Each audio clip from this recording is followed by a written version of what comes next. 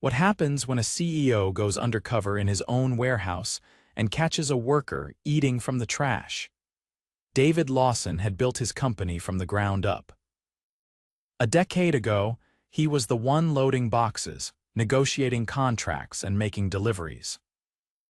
Now, with 12 warehouses across the state, he spent his days in boardrooms, reviewing numbers and trusting managers to keep things running. But lately, something felt off. Customer complaints were piling up: delayed shipments, damaged goods, and rude service. Employee turnover was higher than ever, and despite strong revenue, efficiency had plummeted. Reports from his regional managers painted a different picture, assuring him everything was fine. But David wasn't convinced, so he decided to see for himself. Disguising himself as a new trainee named Dan, David shaved off his neatly trimmed beard, wore thick-rimmed glasses, and donned an old hoodie and worn-out jeans. He made sure to apply at the warehouse farthest from headquarters, where no one had ever met him in person. The hiring process was shockingly easy. No real training, no background check, just a quick rundown from the shift supervisor, and he was handed a scanner. "Stick with the other guys and don't screw up," the man grunted before walking off. The warehouse was chaos. Boxes were stacked haphazardly, forklifts zipped around recklessly, and workers looked exhausted. Some moved like robots, others whispered complaints under their breath. His first task was sorting inventory with a small team, and that's where he met Eric. Eric was young, maybe early 20s, with tired eyes and a uniform that looked 2 sizes too big. Despite his exhaustion, he worked hard, moving twice as fast as everyone else. But something about him seemed off. He flinched when the supervisor walked by and kept glancing at the clock like he was waiting for a break that would never come. During lunch, David sat near the back, observing. Most workers brought packed meals or microwaved instant noodles, but Eric had nothing. He sat alone, staring at the vending machine like he was debating whether to spend the last of his money. Then David saw it. Eric glanced around, making sure no one was watching. Then he walked over to a trash bin near the break area, reached in, and pulled out half a sandwich wrapped in paper. He unwrapped it carefully, inspecting it like it was a treasure. Then he took a small bite, chewing slowly. David felt something tighten in his chest. He stood up, walked over, and kept his voice low. "Hey man, you okay?" Eric froze mid-bite, eyes darting up in panic. I wasn't stealing. It was already thrown away," he stammered. David's stomach churned. "You don't have food?" Eric hesitated, then shrugged. "I get paid Friday, just gotta make it till then." David sat down beside him. "You don't have money for food?" Eric let out a hollow laugh. "Not after rent, not after paying off what I owe." He looked away. "It's fine, I've done worse." David clenched his fists. This wasn't just a struggling worker, this was desperation. Before he could say more, the supervisor stormed over. "Eric, get back to work." "Break's over." Eric stuffed the rest of the sandwich in his pocket, nodded, and hurried off. David watched him go, his mind racing. Something was very, very wrong in his company. And he was going to find out exactly what. David spent the next few hours working alongside the other employees, keeping his head down but paying close attention. The warehouse was understaffed, and those who remained were exhausted. Orders piled up faster than they could be processed, and the supervisors barked orders but did little to help. The real problem became clear when David saw how management treated the workers.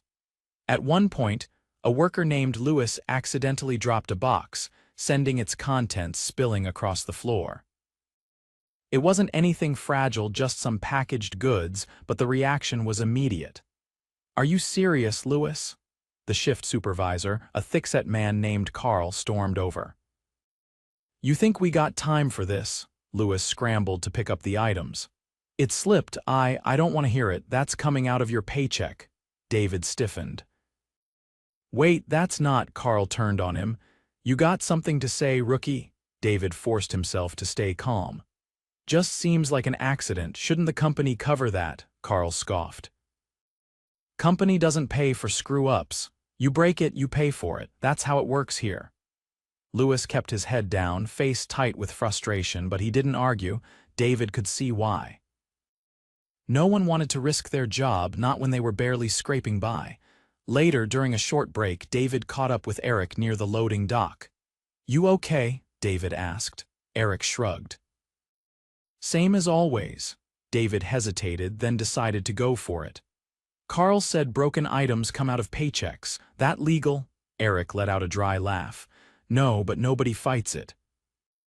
"You argue you get fewer shifts, less money, you get the idea." David's stomach churned. "That happened to you." Eric didn't answer right away. Then quietly, "Last month a whole pallet got knocked over. Carl blamed me, took half my paycheck to cover damages." David's jaw clenched. This wasn't just bad management, it was exploitation.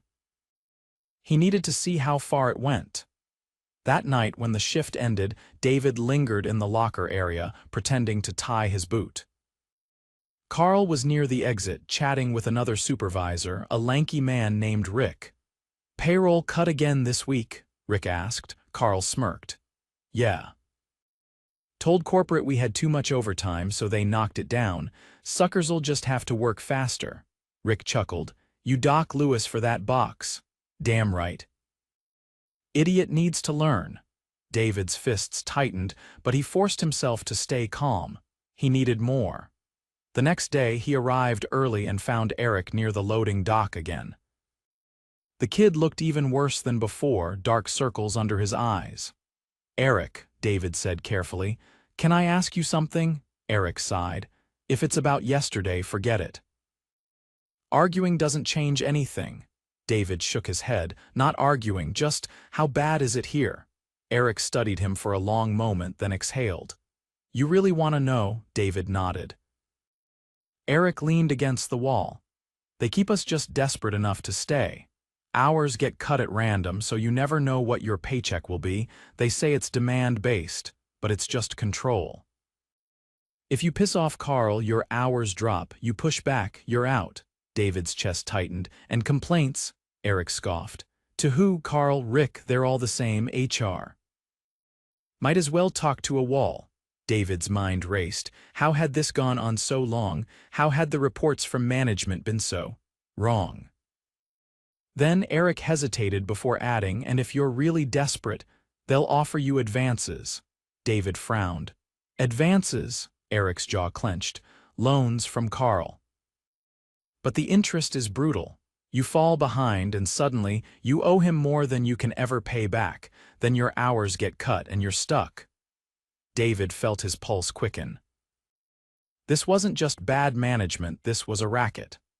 Carl was running a predatory system inside David's own company, and David was going to put an end to it. David had seen enough. He couldn't let this continue. He waited until the next shift started before making his move. Instead of heading straight to the floor, he went to the small, grimy office where Carl and Rick ran things. He knocked once, then pushed the door open. Carl barely looked up from his clipboard. "What do you want?" David shut the door behind him. "We need to talk." Rick smirked. "New guy's got guts." David pulled off his glasses. Then in a calm, firm voice he said, "I'm David Lawson." Carl blinked. "Who?" David let the silence stretch. Then he pulled out his phone, opened the company website, and turned the screen toward them. His own face stared back from the About Us page. Rick's smirk vanished. Carl's face lost color. David stepped closer. "I own this company, and I've spent the last 2 days watching you bleed my employees dry." Carl stiffened. This is some kind of joke." David's voice dropped to a lethal calm. "You've been docking pay illegally. You've been cutting hours as punishment. And worst of all, you've been running a predatory loan scheme on my workers." Rick swallowed hard. "Look, David cut him off. "Save it, I've heard enough." He turned to Carl. "Give me your keys." Carl's mouth opened, then shut. His hands clenched into fists. David held out his hand. Now. Carl yanked the keys from his belt and slapped them into David's palm. David stepped back and pocketed them. You're done here, both of you, Carl's face twisted. You think you can just walk in here? And David's voice was ice. I don't think I know. You're fired. Security will escort you out. He pulled out his phone and made a quick call. Get down to the warehouse. Now. Carl's jaw worked like he wanted to argue, but he wasn't stupid. He grabbed his bag off the desk and stormed out. Rick followed, pale and silent. David exhaled slowly, then turned to the office computer. He logged in using his master credentials. Within minutes, he had access to payroll records, shift schedules, and disciplinary reports. The patterns were clear. Carl and Rick had been manipulating the system for years. The damage deductions alone added up to tens of thousands stolen from employees. David's stomach churned. He pulled up Eric's profile. The kid's payroll history was a roller coaster of deductions, cut hours, and performance penalties. No wonder he was eating out of the trash. David clenched his jaw. Not anymore. He left the office and headed straight to the break room where the workers were gathering for their shift. The room fell silent as he stepped inside. Eric was there, standing near the back. His eyes widened. Wait, you're… David nodded. Yeah, he looked around the room. I own this company and I owe you all an apology. A few murmurs rippled through the group. David took a deep breath. I went undercover because I had a feeling things weren't right. What I saw here, it was worse than I imagined. His gaze swept over them. Carl and Rick are gone. Effective immediately. A stunned silence followed. Then, a few workers exchanged glances before breaking into cautious smiles. David wasn't done. The illegal pay deductions stopped today. If you had money unfairly taken from your checks, you're getting it back. Full back pay, no exceptions. Now, the murmurs turned to full conversations. Relief, disbelief, even cautious hope. David turned to Eric. And you? He pulled his wallet out and handed the kid a few $100s in cash. Eat, no more trash, understand? Eric's hands shook as he took the money. His throat bobbed. I don't know what to say. Don't say anything, just eat. David straightened. And one last thing, we're restructuring this entire warehouse. New management, better scheduling, and a direct line for complaints. No more retaliation, no more fear. A few workers clapped, others nodded, smiling. David exhaled. This wasn't over. There was a lot of work ahead. But for the first time in a long while, he felt like he was finally running his company the way he should have been all along. The next morning, David arrived at the warehouse early. He wanted to see firsthand how things ran without Carl and Rick poisoning the place. The workers were cautious, unsure if the changes would really stick. Years of mistreatment didn't just disappear overnight. David understood that. Trust had to be rebuilt. He gathered the entire shift together before they started. I know you've heard promises before. I know managers have said things would change and then nothing happened. But I give you my word, this isn't just talk. A few skeptical glances, but also some nods. David continued. Effective immediately. I'm bringing in a new warehouse manager, someone who actually cares about the workers and knows what it's like to be in your shoes. Until then, I'll be filling in myself. That got a reaction. Workers exchanged looks. A CEO running warehouse shifts. That wasn't something they'd seen before. David turned to Lewis, the worker Carl had unfairly docked pay from. You've been here a while, right? Lewis nodded. 6 years. David smiled.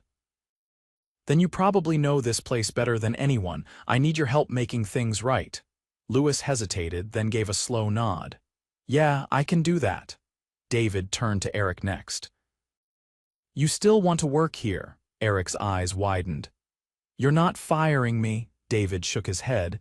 Not a chance, but I want to make sure this job actually works for you. Fair hours, fair pay, no more games. Eric swallowed hard, then nodded. Yeah, I'd like that. With that settled, David got to work. Over the next few days, he personally oversaw every shift. He made sure hours were distributed fairly, payroll was properly calculated, and every worker knew they could come to him with issues. He implemented an anonymous reporting system for complaints. He brought in HR representatives who actually listened. Most importantly, he started fixing the toxic culture Carl had built. Without fear of retaliation, employees began to speak up. They shared ideas for efficiency improvements, pointed out logistical problems, and suggested ways to make the work less grueling. Turns out, the people actually doing the job had the best solutions. David took notes, then he took action. He ordered repairs for faulty equipment, he adjusted scheduling to prevent burnout. He even arranged for a rotating food stipend, ensuring no worker had to go hungry on shift again. The atmosphere in the warehouse started to shift. The weight of fear and exhaustion lifted little by little. Workers laughed more. They helped each other instead of just surviving the day. At the end of the week, David called another meeting. "I've spent the last few days working alongside you, and I've learned more about my own company than I ever did in a boardroom. And I want to make sure no CEO ever gets this disconnected again." He took a deep breath. "So, from now on, every executive in this company will be required to spend 1 week per year working in a warehouse or on a delivery route. No exceptions." A few workers blinked in surprise. Lewis let out a low whistle. "You serious?" David nodded. "Dead serious. If I had done this sooner, a lot of the problems you've faced wouldn't have lasted this long. That's my mistake. And I won't let it happen again." The room was silent for a moment. Then, slowly, people started clapping. Not the forced kind, not the kind workers gave when a boss made empty promises. This was real. David exhaled. He hadn't just fixed a warehouse, he'd fixed something in himself. And for the first time in years, he felt like he truly deserved to run this company. The changes didn't come without resistance. Not from the workers, they embraced the improvements almost immediately, but from upper management. A few days after Carl and Rick were fired, David sat in a boardroom at headquarters, facing a group of executives who were clearly uneasy. "David," one of them, Mark, the head of operations, began hesitantly, "I understand that what you found in that warehouse was unacceptable. No one is arguing with that. But we have systems in place for handling these things. Going undercover like this, was that really necessary?" David leaned back in his chair, studying them. "If I had relied on systems, Carl and Rick would still be running that warehouse like a personal fiefdom. Workers would still be getting exploited. Tell me, Mark, how many complaints about that warehouse made it to your desk?" Mark hesitated. "Well, none," David nodded. "Exactly, because the system failed. Because people were too afraid to report, because the managers in charge controlled the flow of information." A few executives shifted in their seats. Another executive, Linda, cleared her throat. "We're not saying the changes aren't good, but you're shaking things up too fast, requiring executives to work in the warehouses. That's unconventional." David let out a short laugh. "Unconventional, maybe, but necessary. I spent years trusting reports, numbers, and second-hand accounts. And it blinded me to what was really happening." His voice hardened. "That won't happen again, not to me, not to anyone else in this company." A long silence stretched across the room. Then one of the younger executives, Rachel, spoke up. "I think it's a great idea." A few heads turned. Rachel shrugged. "If we're making decisions that affect frontline workers, we should at least understand their jobs.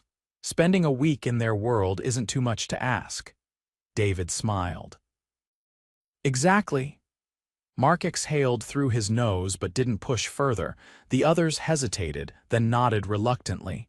They didn't like change, but they weren't going to fight David on this. He had made up his mind. Back at the warehouse, the transformation continued. David brought in a new warehouse manager, a woman named Teresa, who had worked in logistics for years and had a reputation for fairness. She spent her first few days walking the floor, talking to workers and taking notes. Unlike Carl, she actually listened. "First thing we're changing," she told David one afternoon, "is shift planning. These guys have been overworked to the point of exhaustion. We need a better rotation system." David nodded. Do whatever it takes. He wasn't just delegating anymore, he was involved. He spent time in different warehouses, checking on conditions, talking to employees without warning middle management beforehand. He wanted to see the real picture, not the cleaned-up version. And it was working. Productivity improved not because people were scared, but because they were treated with dignity. Turnover dropped, customer complaints decreased. But the biggest sign of change came from Eric. One evening, as David was finishing up paperwork in the office, there was a knock on the door. Eric stood there, looking awkward. Got a minute?" David nodded. "Of course, come in."